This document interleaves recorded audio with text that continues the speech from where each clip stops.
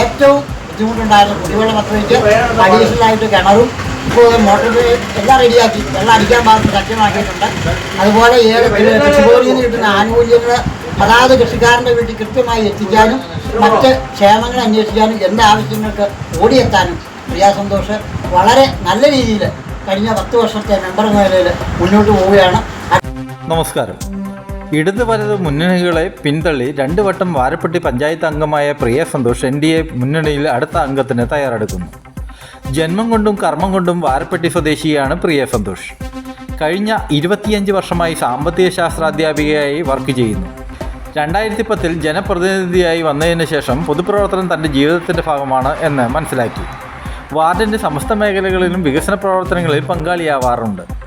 വാർഡിൻ്റെ അടിസ്ഥാന ആവശ്യങ്ങളായ റോഡുകൾ, വഴിവിളക്കുകൾ, അതോടൊപ്പം കുടിവെള്ളക്ഷാമം പരിഹരിക്കുന്നതിന് വേണ്ടി കുടിവെള്ള പദ്ധതി നടപ്പിലാക്കുവാനും പ്രിയയ്ക്ക് സാധിച്ചിട്ടുണ്ട്.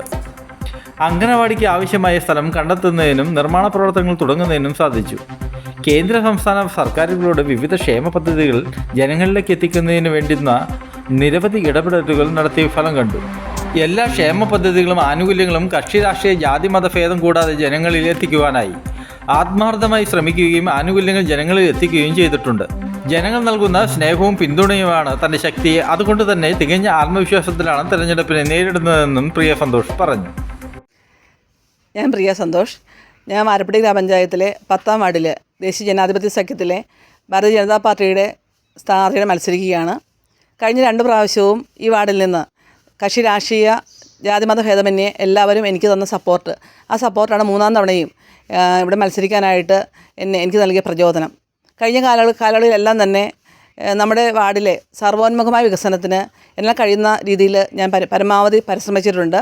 നമ്മുടെ വാർഡിലെ എല്ലാ റോഡുകളും 98% റോഡുകളും പൂർണ്ണമായിട്ട് സഞ്ചാരയോഗ്യമാക്കാനായിട്ട് സാധിച്ചിട്ടുണ്ട്. കൂടാതെ നമ്മുടെ പഞ്ചായത്തിലെ പ്രധാനപ്പെട്ട സർക്കാർ ഓഫീസുകളെല്ലാം തന്നെ കമ്മ്യൂണിറ്റി ഹാൾ ഉൾപ്പെടെ വെറ്റിനറി മൃഗാശുപത്രി, കൃഷിഭവൻ, അതുപോലെ തന്നെ ആയുർവേദ ഹോസ്പിറ്റൽ എല്ലാം തന്നെ നമ്മുടെ വാർഡിലാണുള്ളത്.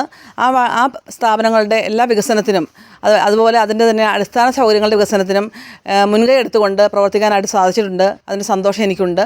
കൂടാതെ നമ്മുടെ ഗവൺമെൻറ് LP സ്കൂൾ വളരെ പഴക്കം ചെന്ന കെട്ടിടമായിരുന്നു. അതിൻ്റെ അടിസ്ഥാന സൗകര്യങ്ങൾ മെച്ചപ്പെടുത്താനായിട്ട് ശ്രമിച്ചിട്ടുണ്ട്, കഴിഞ്ഞിട്ടുണ്ട്. കൂടാതെ ഇപ്പോഴും നമ്മുടെ സ്കൂളിന് പുതിയ കെട്ടിടം അനുവദിച്ചിട്ടുണ്ട്. അതിൻ്റെ പുറകിൽ നിന്നുകൊണ്ടും എല്ലാ കാര്യങ്ങളും ചെയ്യാനായിട്ട് എനിക്ക് സാധിച്ചിട്ടുണ്ട്. അതോടൊപ്പം തന്നെ അംഗൻവാടികൾ എന്ന് പറയുന്നത് നമ്മുടെ ഒരു സ്വപ്നമാണ്. അംഗൻവാടികൾക്ക് ആവശ്യമായ ഒരു അംഗൻവാടിക്ക് സ്ഥലവും കിട്ടും സാധ്യമായി. കൂടാതെ പുതുതായിട്ട് 101 നമ്പർ അംഗൻവാടിയുടെ സ്ഥലം ലഭ്യമായിട്ടുണ്ട്. അതിൻ്റെ അംഗൻവാടിയുടെ പണി നടന്നുകൊണ്ടിരിക്കുകയാണ്. കൂടാതെ വയോജന സൗഹൃദ മന്ദിരം, അതിനാവശ്യമായ സ്ഥലം ലഭ്യമായിട്ടുണ്ട്. അതിൻ്റെ പണി വളരെ താമസിയാതെ തന്നെ തുടങ്ങും.